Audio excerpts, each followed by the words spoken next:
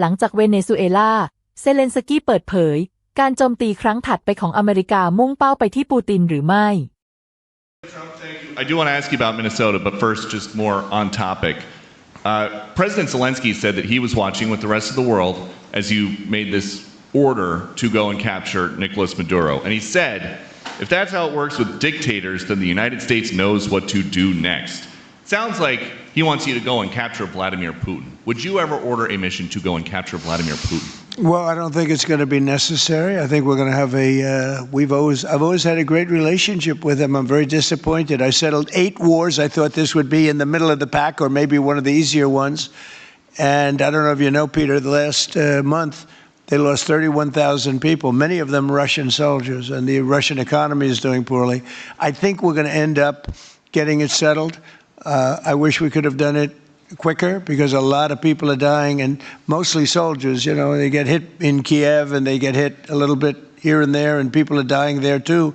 But largely it's the soldier population.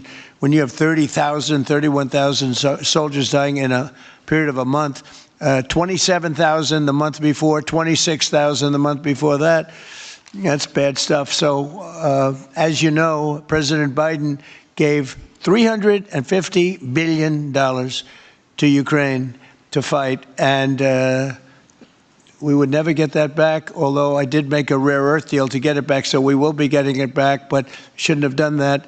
It was a bad thing to do.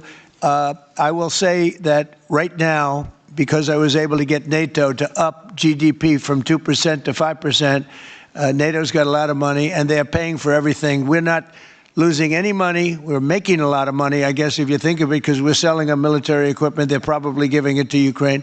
But we're selling them to NATO military equipment. We're getting full price and all of that. But that's not a big deal to me. What is a big deal is stopping a war where 30,000 people are being killed every single month.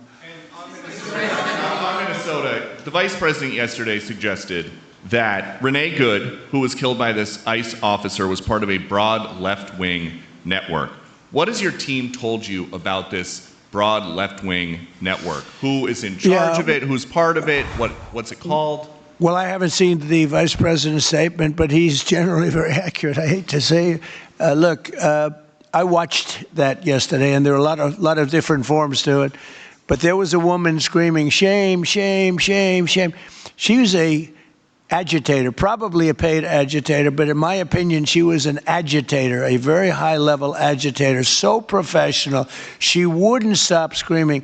I said, this isn't a normal situation. This is a professional troublemaker, because you heard it and I had it. Now, I will say this. The news sort of turned her down, turned her off, because you're trying to watch. She was so loud and so crazy and just not normal. When somebody sees something like that, they don't go screaming and the same words. So I guess you could say professional, but I didn't think she did a very good job.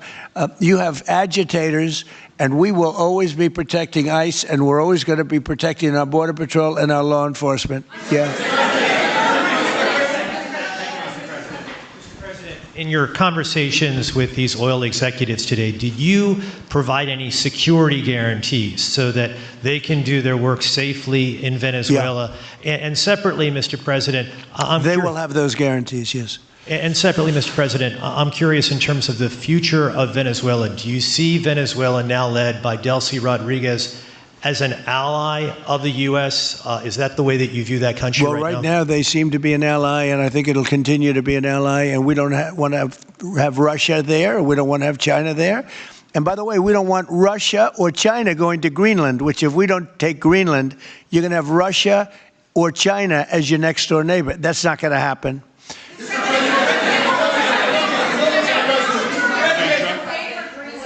The white... Mr. President, thank you. You just said that these companies would have security guarantees if they go in on the ground in Venezuela. They will have. And what is your plan there actually for these companies and those Americans who are going to be on the ground working for these companies? Well, there are going to be Americans. I assume they're going to be using a lot of Americans, but they're going to be using a lot of people from Venezuela and other places, I would imagine. But I would think that mostly they'll be using Venezuelan workers. They have a lot of great workers. They have a very high unemployment rate, and they have workers that are very familiar with taking oil out of the ground. Yeah. เว็บไซต์นี้สามารถช่วยพัฒนาทักษะการอ่านและการฟังภาษาอังกฤษของคุณได้เป็นอย่างดี ด้วย AI ประโยคภาษาอังกฤษจะถูกแยกเป็นวลีสั้นๆที่เข้าใจง่าย คุณปรับความเร็วหยุดหรือย้อนกลับได้ตามต้องการเพื่อให้เข้าใจทุกประโยค เว็บไซต์รองรับการแปลถึง 20 ภาษาทำให้การเรียนรู้เป็นเรื่องง่าย เพียงพิมพ์ใน as.com ในเบราว์เซอร์ของคุณแล้วลองใช้ได้เลย